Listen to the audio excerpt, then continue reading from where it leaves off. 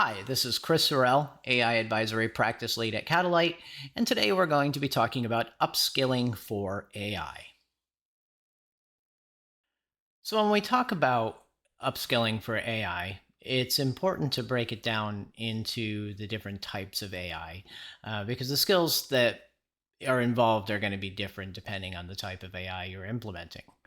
So when we're talking about productivity AI, and that's going to be things like GitHub Copilot or Microsoft Copilot 365 or ChatGPT, Google Gemini, generative AI that is providing support for people to make them more productive in their work streams. And so when we're talking about those type of AI implementations, it's really a question of having a fundamental skill set for your entire organization or your entire user base. And that starts with just an understanding of how AI works, what it does, how it can be helpful, how it can be problematic, what the security implications are of it. And so you can kind of give your organization a baseline level of training around this. It should include skills around prompt engineering, how to get the best results out of it, how to iterate over responses. And then from there, you should really train your organization on treating it as a first draft, because of course AI, particularly generative AI, has a voice, and it can be very notable when you're sending out content if it was generated by AI. And so training your workforce to recognize AI generated content and to uh, customize and tailor it to their needs so that it doesn't sound like it was generated straight from ChatGPT when they send it to customers. So this is a really important part of it, is just the how best to leverage AI in productivity. And then you can look at other opportunities for more process-based improvement. Maybe you have a workflow where you're generating marketing content from photography or something like that, and you might leverage AI as a component of that. Or you might have something like GitHub Copilot where you're using it for code optimization or for code assistance, and you might use it in your code reviews or to generate unit tests or other types of wire up code in places where you can build it into the process itself, so that you have that efficiency built into the process versus sort of just an afterthought. And so overall, for productivity AI, the upskilling looks very much like a change enablement or software adoption methodology. It's going to require training and champions and process and policy and examples, and really helping people to understand how best to use it and how to adopt it. But generally, any information worker within your organization should be able to pick these skills up pretty quickly and improve their productivity, as well as, again, process-based productivity. So the next type of AI that we're going to talk about is what I like to call concierge AI. And so this is leveraging AI, typically generative AI and other AI backend services, to engage with your customers. And so that might be a chat bot or a personal shopping assistant or customer support, self-service, or triage. But generally, it's leveraging AI as the front end for engagement with your users and connecting to back-end data and services. And so in this case, there's really two parts to this. The first part is the implementation, and that is largely going to be a software development effort. The specific skill set is going to depend a lot on your hyperscaler and your tech stack. But for example, if you're using Microsoft Azure, you're probably going to leverage Azure OpenAI, Azure AI Studio, maybe some back-end AI services like document intelligence or language services, translation, content moderation, things like that. These are generally exposed through REST APIs, and as such, it really reflects a traditional SDLC model where you're just developing against a service layer. And so the skill set for that is going to be pretty much consistent with your existing software development. It's going to be, for example, again in Microsoft, .NET, C#, maybe Python, and some front end coding, whether it's Angular or React or something like that. But again, generally speaking, it's the capabilities that you leverage today in typical software development, just with an understanding of how to best leverage the AI services as a component of that.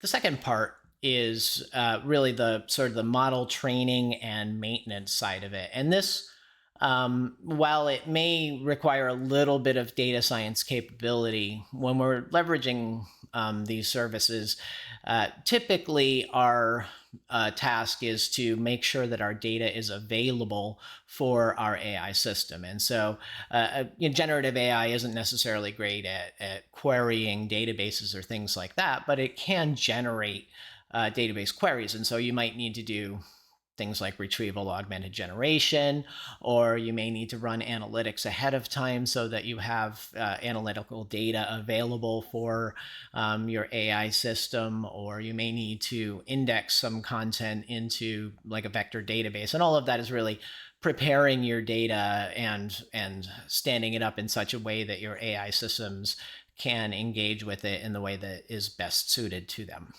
And then the other part of this is the ongoing curation of this content. And so this really looks like maybe an SDET or QA type of role where it requires testing, the ability to do QA, to understand like a gold standard question and response, and work on preparing the data and doing prompt engineering and other types of embeddings and different techniques for improving the consistency of your AI responses. And so this is more of, again, like an SDET sort of QA type of role, but it does require a strong understanding of how AI systems work, how they engage with data, and how to optimize them.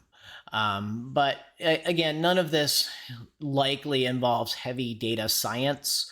We'll talk about some use cases for that later, but it's generally any of your software developers, software engineers are going to be able to pick this capability up fairly quickly. The best bet, of course, is to learn by doing, and so creating some proofs of concept to solve and work through some of these is going to be a really effective way to upskill your development team to be ready for production implementations. So the third type of AI that we're going to talk about is platform services. And this is typically going to be leveraging some AI capability as a component of a workflow, process, or other application. And so you might have a need to generate some imagery from descriptions in a marketing workflow, or you might have the need to ingest some forms and push that data from those forms into a database, or maybe you have the need for some language translation services. Or you want to integrate natural language processing through a large language model. But in all these cases, it's not really a standalone so much as it is leveraging services as a part of a larger architecture. And so like the things we talked about with the concierge AI, a lot of this is going to be traditional software development capabilities, understanding how to call to REST services and how to engage engage with those securely and safely and reliably, how to scale them. There's a lot of cloud architecture type of skills that are required to really understand how to structure that correctly, how to anticipate costs and scaling. But again, if you're working on something like Azure, all of these services are available as REST APIs that you can call to. And so it requires a solid understanding of the offerings of your hyperscaler. But beyond that, for the most part, it's going to be a matter of just understanding the integration story, which any competent engineer is going to be able to pick up this stuff and run with it. Again, learning by doing is probably going to be the best option here. In some cases, though, you may not be invested in a hyperscaler, or you might not want to leverage their services. And so in those cases, you may be leveraging some open source capabilities. Maybe you're running Hugging Face and you have an open source model on some VM.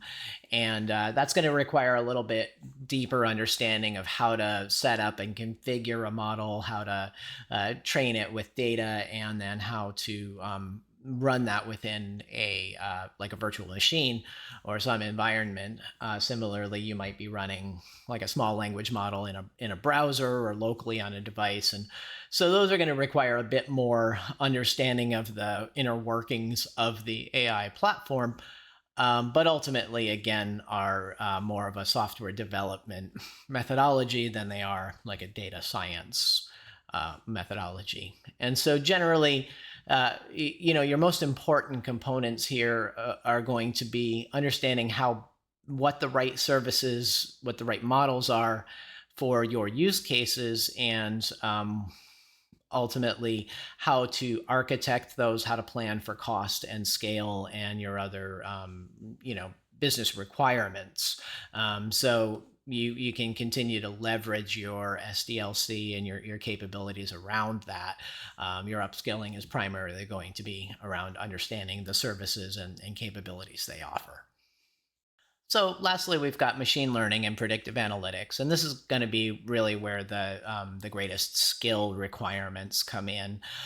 This might be creating a new model from scratch, or taking an existing model and doing extensive fine tuning and revision of your data to work with the model, or maybe you've got a lot of IoT telemetry and you want to use that for anomaly detection, or take a massive amount of historical sales data and use that to predict sales in the future, things like that.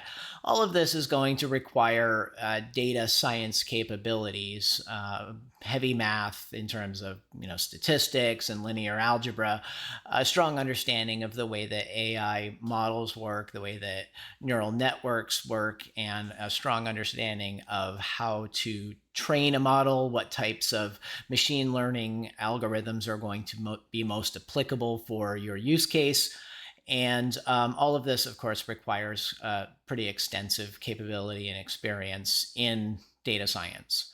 So these are going to be places where you need to be very thoughtful about if it's necessary, if it's worth it. Of course, these skills are in high demand and often hard to find. And you may be able to accomplish the same thing leveraging existing platform services, existing models. If you do find yourself with a need for this, then you're going to have to, of course, plan for this capability and this experience. And the other piece of it, of course, is that as you're implementing these types of systems, there's going to be a lot of other capabilities that we already talked about that are required. So SDET, QA, model curation, model training, data modeling, as well as traditional software development, SDLC. And so all of these don't have to be within the same resource. Of course, you can split it up and try to make sure that you're focusing your highest cost and highest value resources on the highest value efforts. Again, though, when you're in this realm, you're going to be leaning on data science, computer science, math, and a really strong understanding of the underlying functionality behind AI and how best to leverage that to accomplish your task. Okay, that was a brief overview of upskilling for AI implementations. Again, this is Chris Sorel, AI Advisory Practice Lead here at Catalyte. Please reach out to me if you have any questions or comments. I'd love to talk with you further. And thank you for your time.